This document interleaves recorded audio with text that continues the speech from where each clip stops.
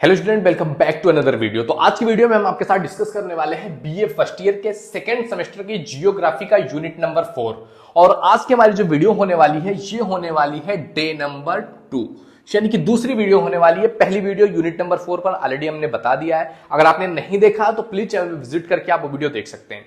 इसमें क्या है कि यूनिट नंबर 4 जो है ये है मानव बस्तियां, इनकी उत्पत्ति, इनका प्रकार, इनकी विशेषताएं और इनके वितरण भारत के संदर्भ में बताना है कि भारत में इनके वितरण किस किस टाइप से हैं। तो पहले वीडियो में हमने डिस्कस किया हुआ था कि आखिर अधिवास होता क्या है, अधिवास के तत्व क्या क्या है और नगर कितने टाइप के होते हैं, नगरों का वर्गीकरण हमने डिस्कस किया हुआ था। आज हम बात करने वाले हैं आज की वीडियो में अधिवास का वर्गीकरण। जो अधिवास होता है मतलब एक तरीके से समाज, रहने का जगह, रहने की व्यवस्था, जो लोगों का है, घर बना करके, मकान बना करके एक समाज का निर्माण करके एक अधिवास बनता है। तो अधिवासों का वर्गीकरण किस टाइप में किया गया है, अधिवासों का वर्गीकरण हम कैसे कर सकते हैं, उस पर बात किया गया है। तो सबसे पहले कुछ आधारों पर अधिवासों का वर्णन किया गया है, जैसे कि कार्य और रूप के आधार पर, मतलब कि काम किस टाइप का करते हैं और उनका रूप किस तरीके का है, उसके आधार पर अगर हमें अधिवासों का वर्गीकरण करना हो तो हम कितने रूपों में कर सकते हैं। तो हम दो रूपों में मुख्यतः इसका वर्गीकरण कर सकते हैं। वो कौन कौन से रूप हो सकते हैं? तो पहला हो सकता है ग्रामीण अधिवास, मतलब ग्रामीण गांव वालों के कामों को देख करके, जैसे कि गांव वालों का क्या काम है, कृषि करना हो गया, खेती-बाड़ी करना हो गया, पशुओं को चराना हो गया, मछली पालन हो गया, मतलब मछुआरे हैं या और लोग हैं। तो इन सब चीजों का ये काम है गांव वालों का। अब उस आधार पर अगर कोई अधिवास बना हुआ है तो उसे ग्रामीण अधिवास कह देंगे। दूसरा है नगरीय अधिवास, जिन जगहों पर, जिन अधिवासों में जिनका निर्माण नगरों के आधार पर किया गया हो, जिनका काम हो उद्योग करना, व्यापार करना, संचार हो, परिवहन हो, तो ऐसे अधिवास को हम क्या कह देंगे? नगरीय अधिवास कह देंगे। जिनका रूप और जिनका काम जो है नगरों जैसा है वो नगरीय अधिवास हो गए। तो इनको कामों के आधार पर, इनके काम और रूप के आधार पर अधिवास को दो टाइप में बांटा जा सकता है। ओके, आई होप आप समझ रहे होंगे। पिछली वीडियो जरूर देख लीजिएगा, काफी हेल्प करती हैं। ऑलरेडी 3 यूनिट्स तक हमने पढ़ा दिया है। एक एक यूनिट में कम से कम 5 से 6 वीडियोस हमने लाए ताकि आपको क्लियरली चीजें समझ में आ सके। तो जरूर जाकर के सभी वीडियोस देख लीजिए। अब बात करते हैं दूसरा, क्षेत्रीय वितरण के आधार पर, मतलब क्षेत्र के आधार पर कि कौन से क्षेत्र में जनसंख्या कैसी है, उसके आधार पर कितने भागों में बांटा जा सकता है जो है अधिवास को। तो पहला बांटा जा सकता है विरल अधिवास के रूप में, मतलब कि जहां पर जनसंख्या सघन नहीं है, जनसंख्या दूर दूर पर है, एक घर यहां है, एक घर यहां है, एक घर यहां, दूर दूर पर घर बने हुए हैं, ऐसे समाज को, ऐसे अधिवास को कहेंगे विरल अधिवास। अर्ध विरल कहेंगे जहां पर मतलब कि दूर दूर तो है घर, या लेकिन थोड़ी मतलब जितना दूर पहले था कि मान लिया पहले यहां एक था, यहां एक था, अब बीच में भी एक घर हो गया, मतलब कम सघन। और अगला है आपका सघन जनसंख्या, मतलब जहां पर जनसंख्या ज्यादा हो, घनी जनसंख्या वाली आबादी हो, उसको कहेंगे सघन जनसंख्या वाला।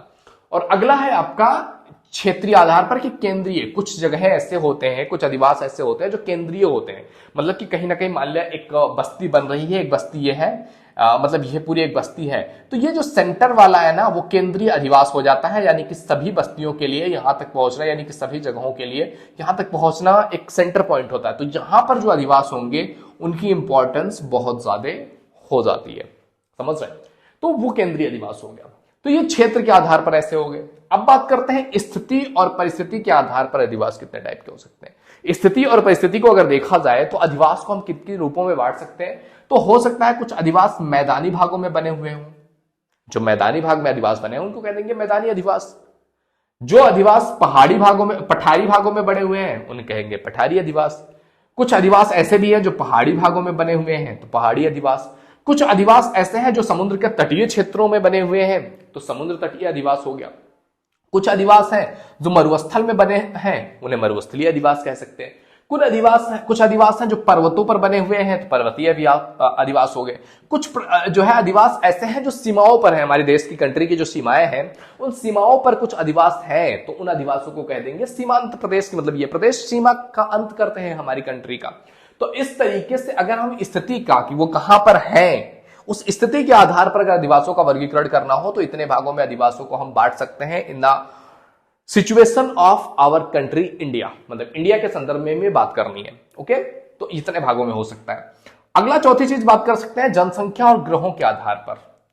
घर और जनसंख्या के आधार पर अधिवास, मतलब छोटा अधिवास हो सकता है, बड़ा हो सकता है, जनसंख्या कम हो सकती है, ज्यादा हो सकती है। जैसे कि एकल अधिवास, मतलब पूरे क्षेत्र में एक ही अधिवास हो, एक ही घर हो, एकल अधिवास हो गया। एक फॉर्म हो, जैसे होता है ना लोग जाकर के अपने फॉर्म पे रहते हैं, हमारा फॉर्म हाउस है, तो मतलब फॉर्म हो, खेत हो, उनके बीच में आपका एक अधिवास हो। इसी तरीके से पुरवा होता है, मतलब कुछ घरों का एक समूह पुरवा होता है। नगला थोड़ा सा पुरवा से बड़ा होता है, यानी कि जिसमें 10 से 15 घर होते हैं। गांव होता है जिसमें कम से कम 50 घर हों। फिर धीरे धीरे गांव से बढ़कर के कस्बा बनता है, कस्बे से बढ़कर के नगर बनता है, नगर से बड़ा महानगर बनता है, फिर इससे सन्नगर बनता है, और धीरे धीरे एक देश का निर्माण हो जाता है। तो इस तरीके से अगर हम जनसंख्या के आधार पर देखें तो जनसंख्या के आधार पर एकल है, मतलब एक परिवार रहता है, मतलब अकेले रहते हैं, एक लोग हैं, दो लोग हैं, फॉर्म हुआ, 4 लोग हुए, पूर्वा हुआ, ऐसे बढ़ते बढ़ते जनसंख्या के आधार पर और घरों के आधार पर, घर भी बढ़ते जाएंगे तब तो जनसंख्या बढ़ेगी, तो इसके आधार पर भी जो है वितरण किया जा सकता है अधिवासों का। अगला 5वां है आपका कालिक विकास के आधार पर, मतलब काल के विकास के आधार पर, पास्ट, प्रेजेंट, फ्यूचर, इनके आधार पर अगर हमको देखना हो अधिवासों के टाइप्स के बारे में, वर्गीकरण को, तो एक होता है प्राचीन अधिवास, यानी कि जो प्राचीन समय में बने हुए अधिवास थे, वो हो गया। एक होता है मध्यकालीन टाइम पीरियड में। मध्यकालीन टाइम पीरियड इंडिया का कब से कब तक था? वही 1000 से लेकर के 15वीं 16वीं शताब्दी तक। उसके बाद आधुनिक जो अधिवास बन रहे हैं, ये अधिवास हो गए। तो इन आधारों पर भी अधिवासों को बांटा जा सकता है कि हाँ भाई ये प्राचीन अधिवास है, ये मध्यकालीन अधिवास है, ये तो अभी आधुनिक वाला अधिवास है। ओके, अगला है आपका घरों के प्रारूप के आधार पर, कि घर कैसे बने हुए हैं, उसके आधार पर भी हम वर्गीकरण कर सकते हैं अधिवासों का, कि हाँ भाई ये घर जो है वो एक रेखीय में बना हुआ, मतलब एक रेखा की तरह ऐसे बना हुआ है, ये घर द्विरेखीय में बना हुआ है, कि इधर से भी बना हुआ है, इधर से भी बना हुआ है, अधिवास बीच में गए फिर द्विरेखा की तरह है। आर्य तरीके से, आर्य की तरह से हो, वृत्ताकार हो सकता है अधिवास, त्रिभुजाकार हो सकता है अधिवास, चौकोर में अधिवास बन सकता है, कोई तारक के रूप में तार की तरह अधिवास बन सकता है, या फिर आयत के रूप में कोई अधिवास बन सकता है। मतलब उसका जो प्रारूप है एक तरीके से, कि उसका किस तरीके से एंगल्स है, उस आधार पर भी इतने टाइप से अधिवास बनाए जा सकते हैं। अगला है कामों के आधार पर अधिवास, मतलब कि कुछ लोग हैं जो एक टाइप के काम करते हैं, अब उस टाइप के आधार पर उनकी अपनी एक कम्युनिटी है, एक बस्ती है, तो उसके आधार पर भी बांटा जा सकता है अधिवासों को। जैसे कि मछुआ बस्ती हो गया, मतलब जहां पर मछुआरे रहते हैं, मछली मारने वाले रहते हैं। मेला बस्ती हो गया, जहां पर मेला लगाने वाले लोग रहते हैं। मनोरंजन बस्ती हो गया, जहां पर मनोरंजन दिखाने वाले लोग होते हैं। औद्योगिक बस्ती हो गया, जहां पर उद्योग के आधार पर बस्ती बनी हुई हो। यातायात बस्ती हो गया, जहां पर यातायात के आधार पर, परिवहन के आधार पर बस्ती बनी हो। उत्खनन बस्ती हो गया, जहां पर लोग जो है कच्चे माल का खनन करते हैं, वो बस्ती हो गया। सैन्य बस्ती हो गया, जहां पर सेना रहती है। या मिश्रित बस्ती हो गया, जहां पर मतलब सब मिक्स लोग रहते हैं, मतलब वहां पर ये सारे लोग एक साथ मिक्स होकर के भी रह सकते हैं, सैन्य को छोड़ करके, तो ऐसी बस्ती हो गई मिश्रित बस्ती।